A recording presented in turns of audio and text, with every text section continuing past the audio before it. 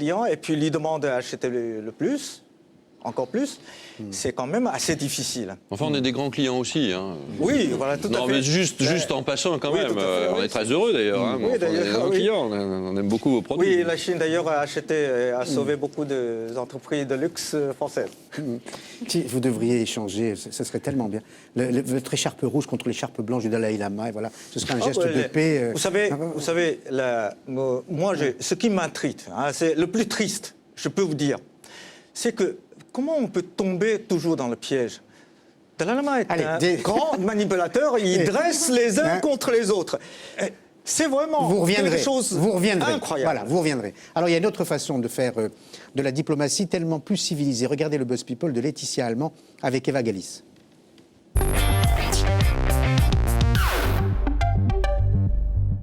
Nul ne l'ignore, Condoleezza Rice est très calée en diplomatie. Ce que l'on sait moins, en revanche, c'est que la secrétaire d'État américaine fait également preuve de doigté dans un tout autre domaine. Lundi dernier, elle interprétait au piano un opus de Brahms pour la reine d'Angleterre. Et si elle ne sait pas quoi faire, après avoir quitté ses fonctions en janvier, sa reconversion semble déjà toute trouvée. L'incroyable suspense a pris fin. On sait désormais qui se cache derrière ces affiches qui mettent en scène Nicolas Sarkozy à la façon de Barack Obama pendant sa campagne. Et ce n'est pas le président lui-même, comme l'ont pensé certains médias. Non, c'est Greenpeace.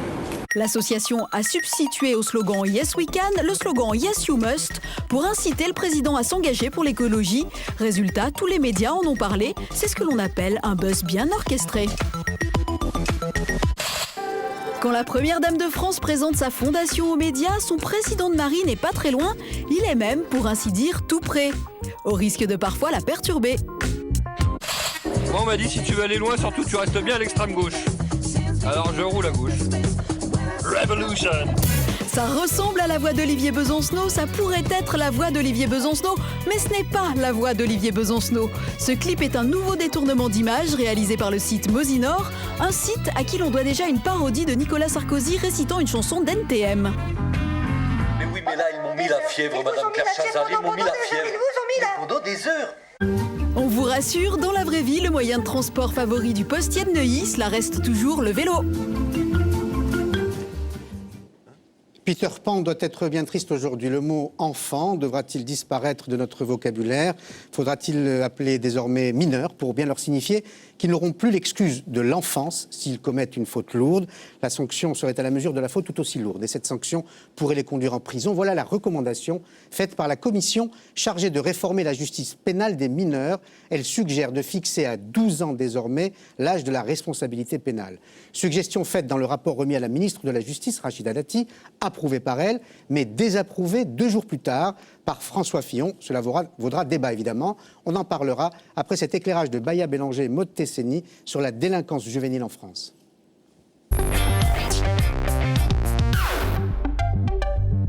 Pour réformer la justice des mineurs, Rachida Dati va s'inspirer du rapport Varinard rendu ce mercredi. 70 propositions, dont une fait polémique. Elle donne au juge la possibilité d'incarcérer un mineur dès l'âge de 12 ans en cas de crime. Une mesure que la ministre de la Justice approuve. Dire qu'un mineur d'aujourd'hui peut justifier une sanction pénale à partir de 12 ans me semble simplement correspondre au bon sens. Et pour expliquer cette volonté de durcir la loi, la ministre insiste sur 2 points. Premièrement, l'augmentation de la délinquance des mineurs. Tout crime et délit confondus, moins de 100 000 mineurs étaient mis en cause en 90, 180 000 en 2002, et ils ont été plus de 200 000 en 2007.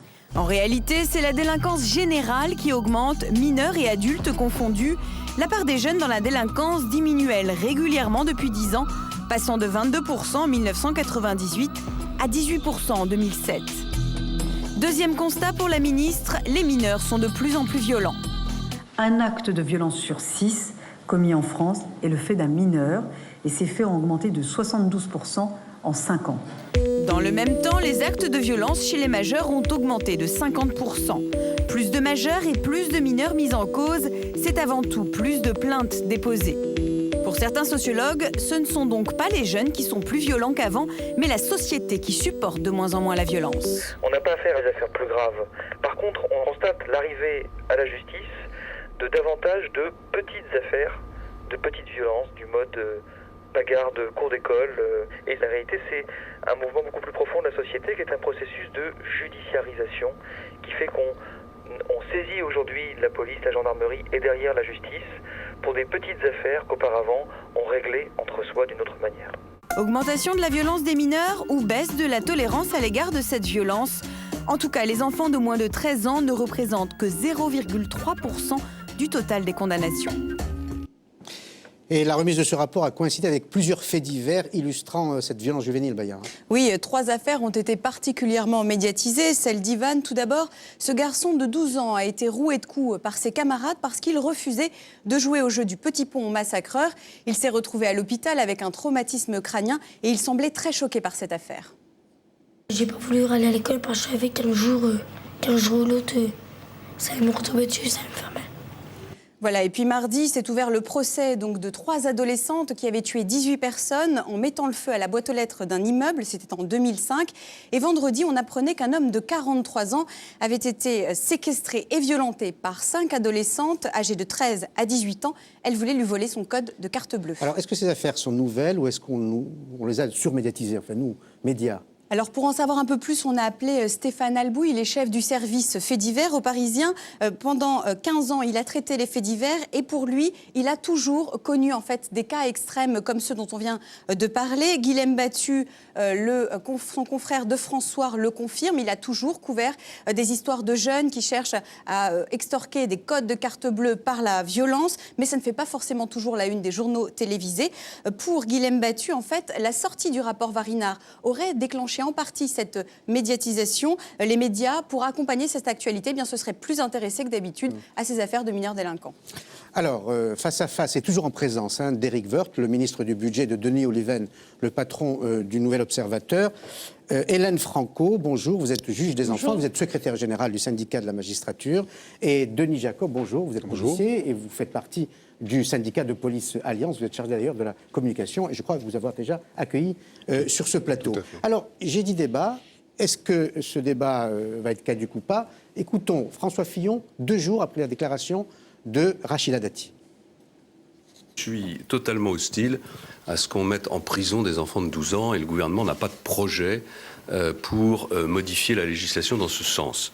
Ce débat est un débat qui est important, qui va avoir lieu, dont on tirera toutes les conséquences, mais je dis tout de suite qu'il n'est pas question que ces conséquences aboutissent à la mise en prison d'enfants de 12 ans.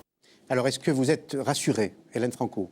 Écoutez, nous avons toujours analysé l'ensemble du rapport Varinard dans sa logique générale. Et la logique générale de ce rapport nous paraît très dangereuse parce qu'elle met l'accent d'abord et avant tout sur les mesures répressives. Alors au-delà, effectivement, du rappel en introduction du principe de primauté de l'éducatif, bel et bien, on a plusieurs mesures et pas seulement la prison à 12 ans. Il y a plusieurs propositions dans ce rapport qui, je rappelle, n'est pas un projet de loi. Dans ce rapport, il y a plusieurs propositions qui mettent les feux sur la répression de plus en plus dure et dès le plus jeune âge, au mépris d'ailleurs de la spécificité des adolescents. Parce que tout ce rapport est fondé sur des paliers successifs qu'on pourrait, et de plus en plus répressifs, qu'on pourrait franchir dans un sens mais jamais dans un autre. Denis Jacob, vous avez une lecture de ce rapport? Oui, mais écoutez, la réforme de l'ordonnance de 1945 est une revendication que nous avons depuis plusieurs années. Et comme le disait tout à l'heure le journaliste du Parisien, effectivement, la délinquance juvénile n'est pas une nouveauté. Mais pour les policiers qui travaillent sur le terrain, nous avons besoin d'un cadre législatif. Alors, comme disait Mme Franco, naturellement, ce n'est qu'un rapport. Il pourra certainement être modifié, amendé. Mais en tout état de cause, je pense qu'il serait très réducteur et simpliste de dire que la réforme de l'ordonnance de 1945, c'est purement et simplement l'incarcération d'enfants de 12 ans. Et comme disait Mme Franco, il y a plusieurs paliers dans les propositions. J'ai pu lire notamment qu'à la première infraction, il n'est pas question d'aller incarcérer l'enfant de 12 ans, mais bel et bien de le remettre entre les mains d'une commission... Si, en matière criminelle, l'incarcération en matière criminelle, est prévue. oui, mais la réforme de l'ordonnance de 1945, oui. c'est pas uniquement en matière de criminalité, c'est aussi en matière de délinquance. Donc en matière de délinquance, avant d'incarcérer un enfant, il va y avoir des mesures ad hoc, je dirais, à ce qui existe déjà. Là où a échoué le système socio-éducatif, il faut que les institutions reprennent leurs droits là où les parents se sont déresponsabilisés, là où le système socio-éducatif a échoué, il faut que les institutions puissent reprendre leurs devoirs et faire en sorte que l'enfant soit réinséré dans la société pour appliquer les règles, le respect d'autrui et retrouver sa place d'enfant dans la société. Alors, ce que je voudrais dire au nom de la très grande majorité de mes collègues juges des enfants, c'est que nous ne sommes pas demandeurs d'outils juridiques qu'on sortirait d'un sac, un bric-à-brac. Il y a tous les outils juridiques aujourd'hui en la possession des juges des enfants. Ce qui pêche dans nos juridictions, dans nos tribunaux, au quotidien, eh bien, c'est véritablement le fait qu'on n'a pas de budget, on n'a plus de budget pour les mesures éducatives. C'est-à-dire que ces mesures éducatives, vous savez, ça suit le proverbe qui veut noyer son chien l'accuse d'avoir la rage. Comme on a voulu depuis plusieurs années, au niveau du gouvernement, prouver que l'éducatif ne marchait pas, eh bien, tout simplement, on a serré les vannes. Vous savez qui est en face de vous ? Ben voilà, le ministre du Budget. Monsieur le ministre du Budget doit très bien savoir que pour le projet de loi de finances 2009, il est prévu une baisse de 40%, vous m'entendez, 40%, des crédits alloués à la protection de l'enfance au sein du ministère de la Justice. Ouais. C'est tout à fait considérable et ça veut dire que sur une situation déjà très dégradée pour ce qui est de la prise en charge des mesures éducatives, j'insiste, eh bien, on va encore avoir des milliers, des centaines d'enfants qui ne seront plus pris en charge parce que les départements qui sont censés pouvoir prendre en charge ces mineurs en protection de l'enfance ne pourront le faire ou parfois ne voudront pas le faire, auront d'autres priorités politiques. Vous êtes directement interpellé ? Non, mais de temps en temps, vous devriez vous poser des questions de fond et pas toujours répondre de la même manière, par la même ritournelle, si on n'a pas de moyens. Posez-vous aussi des questions. Posez-vous des questions de fond aussi, et c'est normal que vous essayiez de temps en temps de répondre à des questions de fond et pas systématiquement à évacuer vos propres responsabilités.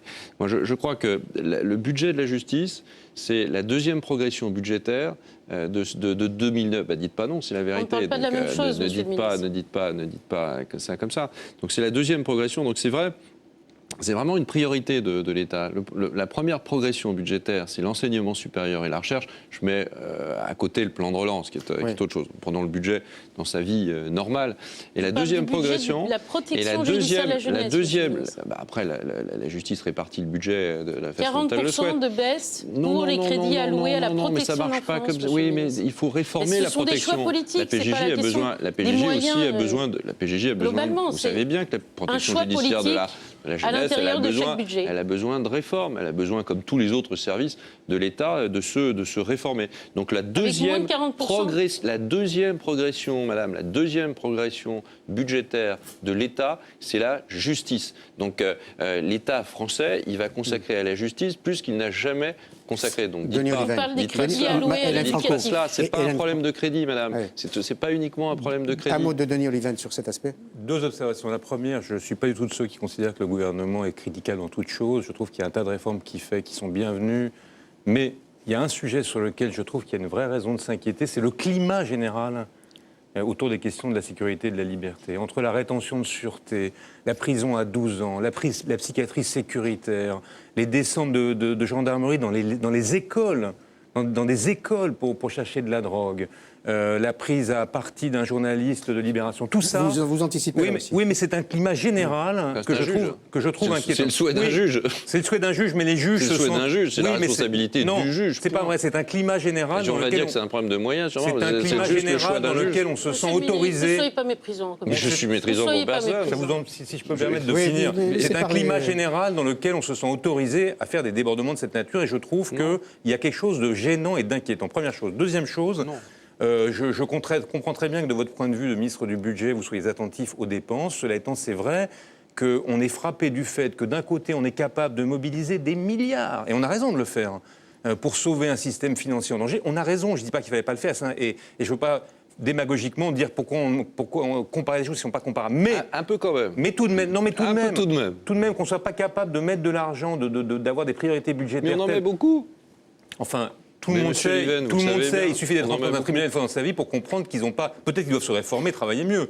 Mais par ailleurs, dire qu'ils ont les moyens de travailler, c'est pas complètement ni la police ni la justice. C'est pour ça qu'on augmente les moyens. Mais quand même, sur le fond, sur le fond, l'idée n'est pas du tout de mettre des enfants de 12 ans en prison. Le Premier ministre l'a indiqué. Mais simplement, je voudrais donner la parole à Denis Jacob. C'est pas le sujet du débat. Est-ce que vous vous sentez visé?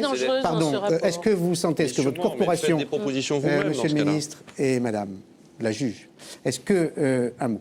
Est-ce que vous vous sentez visé par cette accusation de Denis Oliven sur ce climat général? Je parle de votre corporation, évidemment. Personnellement, et pour mes collègues, on ne se sent pas directement attaqué. Par contre, je ne peux pas laisser dire qu'on va sur une dérive sécuritaire. Il y a des problèmes concrets que l'on vit, nous, sur le terrain, quotidiennement. Est-il normal qu'à 23h, on ait un enfant de 12 ans qui soit mêlé, par exemple, à des événements comme on a pu connaître en 2005 dans des émeutes? Moi, je l'ai vécu dans les années 90 quand j'étais affecté dans mon commissariat d'origine, à Villeneuve-la-Garenne. C'est une des communes qui a connu les premières émeutes dans les années 90. Je l'ai personnellement vécu, je l'ai personnellement vu, des enfants de 12 ans se mêler aux émeutiers, de lancer des pierres, de caillasser les forces de l'ordre. Est-il normal qu'il y ait un désengagement de la famille, des parents, sur un enfant de 12 ans qui est scolarisé à cet âge au collège? Est-il normal qu'il soit dans la rue très tard? Je ne dis pas ni que ce soit, soit normal, ni que vous ne fassiez pas un travail difficile. Monsieur. Je dis simplement que la solution qui consiste à essayer de régler ce problème par la seule voie de la répression n'est pas nécessairement la bonne. C'est pas une voie de pas nécessairement la bonne. On focalise sur l'incarcération des enfants de 12 ans. Il y a des mesures préventives qui sont dans la réforme de l'ordonnance de 45, et ces mesures sont prises parce que... en tant que père de famille que des policiers et des gendarmes descendent dans une école à la recherche de la drogue et fouillent des enfants au corps. Ça vous choque ou vous trouvez ça naturel? Est-ce que vous pensez que la société qu'on va fabriquer en faisant ça... À la demande du chef d'établissement. Mais est-ce que c'est bien? Est-ce que c'est bien? Mais on peut pas, vous pouvez pas... Je ne prendrai pas position sur cette enquête. Non, et puis là, c'est la gendarmerie. Sur la sécurité, franchement, en disant il y a une ambiance sécuritaire, enfin, qu'est-ce que c'est que ça? C'est pas une ambiance sécuritaire, moi je suis pour la sécurité. On est dans une ambiance républicaine, on est dans une ambiance démocratique, avec des procédures, avec une autonomie totale de la justice, et heureusement, simplement, il y a peut-être de temps en temps aussi des victimes dont on doit juste parler. C'est pas honteux d'être victime. On a le droit de les protéger quand même un tout petit peu, les victimes. On a le droit de les protéger. La police a le droit d'avoir les moyens, la justice a le droit d'avoir les moyens de juger. Il y a des pays en Europe qui défendent les victimes sans atteindre les libertés. Mais atteindre que nous continuons à travailler sur les libertés, la dignité, etc. Évidemment, Dieu merci, il faut réformer un certain nombre de procédures, il faut chasser toutes les erreurs qui peuvent être commises. Mais vous ne pouvez pas transformer, comme vous le dites, d'une certaine façon, la France en une sorte de pays où les libertés seraient plus respectées. C'est pas ça. Il y a un droit des victimes, et le droit des victimes, il doit être respecté. Et notamment de la juge des enfants, la mise au point de François Fillon pourrait mettre fin à cette polémique, en tout cas, sur l'incarcération possible à 2 ans. Mais il y a une autre controverse qui apparaît sur la détection de troubles du comportement dès l'âge de 3 ans, Baya. Oui, c'est Frédéric Lefebvre, le porte-parole de l'UMP, qui est revenu sur cette idée cette semaine. Pour lui, si on veut remettre dans le droit chemin les enfants délinquants, il faut pouvoir les repérer au plus tôt. Quand vous détectez chez un enfant très jeune à la garderie qu'il a un comportement violent, c'est le servir, c'est lui être utile à lui que de mettre en place une politique de prévention. Si on veut éviter d'avoir à appliquer le pénal très tôt, il faut essayer de faire de la prévention, il faut accompagner ces enfants dont on voit qu'ils sont en train de partir sur un mauvais chemin.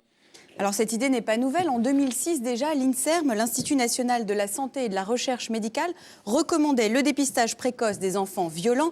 À l'époque, on s'en souvient, cela avait fait polémique. 46 000 pétitionnaires avaient signé le texte. Pas de zéro de conduite pour les enfants de 3 ans. Cette mesure était restée lettre morte. Aujourd'hui, la pétition rassemble près de 200 000 signataires. Une bonne base d'opposition, donc, si l'idée revient au goût du jour. Et puis, côté politique, on peut noter la réaction de François Bayrou. Il juge extraordinairement choquant cette idée. On ne peut pas, dit-il, prétendre qu'à 3 ans, la vie d'un enfant soit déjà jouée. La vie de la juge des enfants. D'abord, Monsieur le ministre était demandeur de sujets de fond. Je crois qu'il n'y a pas de sujet de fond plus sérieux que celui-ci. Et ce qui est en jeu, c'est le regard que notre société porte sur l'enfance. Mon syndicat et énormément de mes collègues sont demandeurs d'un regard d'abord éducatif et bienveillant sur les enfants. Et puis, s'il faut sanctionner, évidemment, certains actes de délinquance, nous sommes là pour ça. Nous le faisons, d'ailleurs, quotidiennement dans nos juridictions. Mais d'abord, avoir un regard éducatif et bienveillant. Monsieur Lefebvre et un certain nombre de membres de la majorité parlementaire, Monsieur Lefebvre, tout au contraire, a d'abord un regard à la fois stigmatisant et répressif. Eh bien, c'est pas avec ce type de solution qu'on arrivera véritablement à prévenir quoi que ce soit comme dérive et à aider à être dans une démarche d'accompagnement. Et c'est ça qu'il faut privilégier. On va terminer sur cet aspect. Et bientôt, la puce électronique à la naissance avec GPS. Et il ne signe pas, là. Mais il faut lever des tabous. Il y a des, enfin, je partage ce que vous dites. Enfin, le regard, il est archi bienveillant sur les enfants. Et heureusement, il faut tout faire pour les protéger. L'enfant est roi. Mais je parle du regard des Français. Ne mettez pas d'intention vis-à-vis. Je crois quand même que moi, je suis maire. Je vois dans des écoles. Encore cet après-midi, enfin ce matin, des parents d'élèves sont venus me voir. Un gamin de 11 ans qui frappe les autres d'une manière brutale. Il y en a même un qui est allé à l'hôpital. Ça fait 3-4 ans qu'on le suit. Mais il y en a d'autres comme ça. Donc il y a bien, on ne sait pas bien comment réagir. L'éducation nationale ne sait pas. Il faut qu'on prenne en charge plutôt quand on remarque qu'il y a des signes qui font que l'enfant n'est pas bien pour un certain nombre de raisons familiales et autres, il faut pouvoir l'accompagner très tôt. Je pense qu'il ne dit pas autre chose. Merci. Et ça, tout le monde a intérêt à ça. Et l'enfant y a intérêt. Parce que si vous ne faites rien pour lui, un mot très court. Dans nos bureaux de juge des enfants, dans nos bureaux de juge des enfants, nous voyons parfois des nourrissons. Donc nous ne refusons pas évidemment d'être dans une démarche d'aide, de protection de l'enfance, mais tout est dans le regard, tout est dans la priorité donnée d'abord à l'accompagnement. Merci. On va revenir à l'aspect politique de ce débat.